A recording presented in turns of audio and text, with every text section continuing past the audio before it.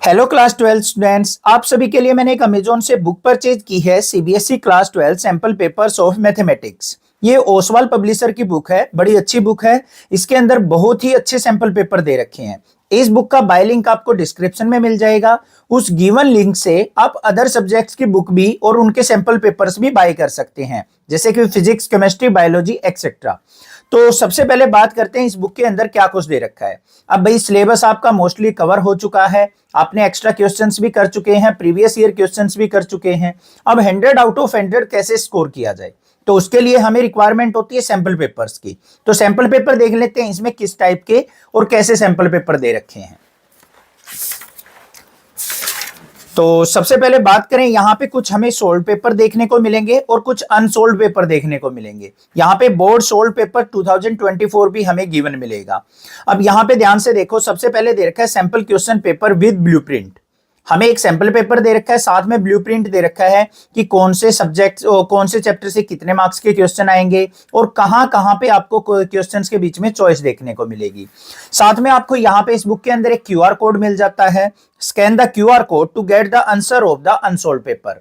अब जो ये अनसोल्ड पेपर आप सोल्व आउट करके देखोगे, कोई क्वेश्चन में कोई दिक्कत महसूस होती है, अगर सोल्व आउट नहीं हो पाता है तो इस क्यूआर कोड को स्कैन करके आप इन अनसोल्ड पेपर का भी सॉल्यूशन चेक कर सकते हैं। तो आगे देखते हैं कैसा पेपर है। यहां पे सबसे पहले आ गया भाई हमारे पास ब्लूप्रिंट। अब यहां ये चीज बहुत इंपॉर्टेंट होती है। सबसे पहले क्या है, 20 क्वेश्चंस आएंगे हमारे 1 मार्क्स के। तो यहां पे चैप्टर मेंशन कर रखे हैं कि किस चैप्टर से हमारा क्वेश्चन आपको देखने को मिलेगा। अब जैसे मैट्रिक्स के अंदर क्वेश्चन नंबर 2 और क्वेश्चन नंबर 7 देखने को मिलेगा। क्वेश्चन नंबर 1 आपका डिटरमिनेंट से होगा, 3 एप्लीकेशन ऑफ डिटरमिनेंट डेरिवेटिव से होगा, 4th डिटरमिनेंट से होगा। इस प्रकार से हमें क्वेश्चंस करने हैं। 1 मार्क्स के क्वेश्चन आपको पता चल जाएगा कौन से चैप्टर से आएंगे। फिर बात करते हैं 2 मार्क्स के, वो भी आपको यहां पे मेंशन कर रखा है कि इन चैप्टर से आपको 2 मार्क्स के क्वेश्चन देखने को मिलेंगे। और साथ में आपको बता रखा है यहां पे कॉन्टिन्यूटी एंड डिफरेंशिएबिलिटी के बीच में आपको चॉइस देखने को मिलेगी क्वेश्चन में, जो कि क्वेश्चन नंबर 23 होगा।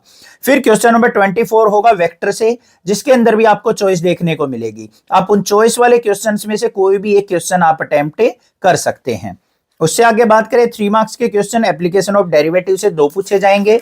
और आगे चलते हैं, ये यहां पे हमें फिर बता रखा है 3D के अंदर से हमारा एक चॉइस वाला क्वेश्चन देखने को मिलेगा। नेक्स्ट इंटीग्रल के अंदर भी चॉइस वाला क्वेश्चन देखने को मिलेगा। और प्रोबेबिलिटी के अंदर भी फिर 5 मार्क्स के क्वेश्चन जो होंगे कॉन्टिन्यूटी एंड डिफरेंशिएबिलिटी, वहां भी चॉइस होगी।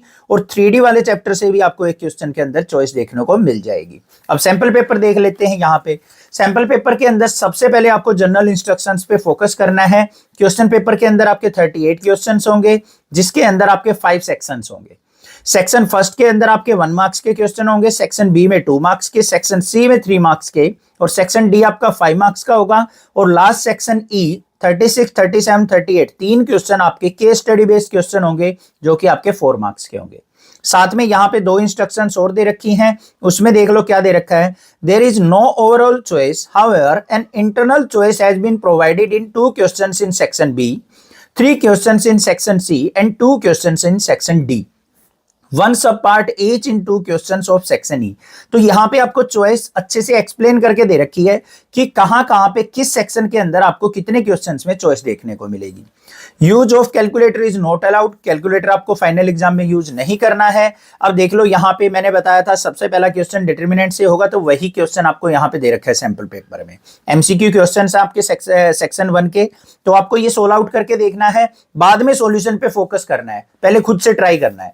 असर्शन और रीजनिंग बेस्ड क्वेश्चन होता है, तो ये भी आपको ध्यान से पढ़ना है। इसमें जो स्टेटमेंट गिवन है, असर्शन गिवन है और रीजन गिवन है, वो दोनों अच्छे से देखने हैं कि कौन सा असर्शन ठीक दे रखा है। असर्शन जो दे रखा है हमें, मतलब एक स्टेटमेंट दे रखी है, फिर उसका रीजन दे रखा है, मतलब एक्सप्लेनेशन, क्या वो दोनों ठीक है, क्या वो दोनों आपस में एक दूसरे से रिलेट करते हैं या नहीं करते हैं। मतलब ऊपर जो स्टेटमेंट दे रखा है, क्या उसी का सॉल्यूशन नीचे दे रखा है रीजन के अंदर।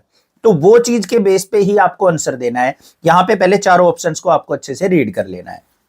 फिर आगे चलते हैं, हमारा सेक्शन बी आ जाता है 2 मार्क्स का। 2 मार्क्स के अंदर क्वेश्चंस ये दे रखे हैं हमें, और साथ में जो उसने बताया था कि वेक्टर के अंदर आपको चॉइस देखने को मिलेगी, तो 2 क्वेश्चन आपको वेक्टर के दे रखे हैं।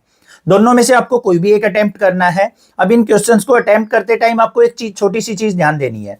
अगर आप इस क्वेश्चंस में से आपको लगता है कि मुझे बी पार्ट बहुत अच्छे से आता है, तो पहले आप बी पार्ट को अटेम्प्ट कीजिए, ए पार्ट को आप स्किप कर दीजिए। ऐसा नहीं है कि आपको दोनों आते हो और ए में आप डाउटफुल हो तो पहले ए को करेंगे फिर बी को करेंगे, नहीं, जो पहले आपको बहुत अच्छे से आता है उसको पहले करेंगे। अगर दूसरा भी करना चाहते हो तो फिर उसको तो आप सेकंड पार्ट में उसके बाद आप अटेम्प्ट कर सकते हो। क्लियर हो गई बात? ये तो हो गया हमारा सेक्शन बी। फिर आ गया सेक्शन सी। सेक्शन सी के अंदर भी आपको चॉइस देखने को मिलेगी। तो यहां पे देख लो, ये आ गया हमारा सेक्शन सी के अंदर भी आपको क्वेश्चन यहां पे दोनों में से कोई भी एक अटेम्प्ट करना है। फिर बात करते हैं यहाँ पे, आगे चलते हैं, क्वेश्चन नंबर 29 आ गया, 30 आ गया, फिर 31 आ गया। 31 क्वेश्चन में भी आपको चॉइस देखने को मिलेगी, ब्लूप्रिंट में बता रखा था, तो यहाँ भी आपको चॉइस देखने को मिलेगी प्रोबेबिलिटी के क्वेश्चन में, कोई भी एक अटेम्प्ट कर सकते हैं। ऐसे ही सेक्शन डी आ गया।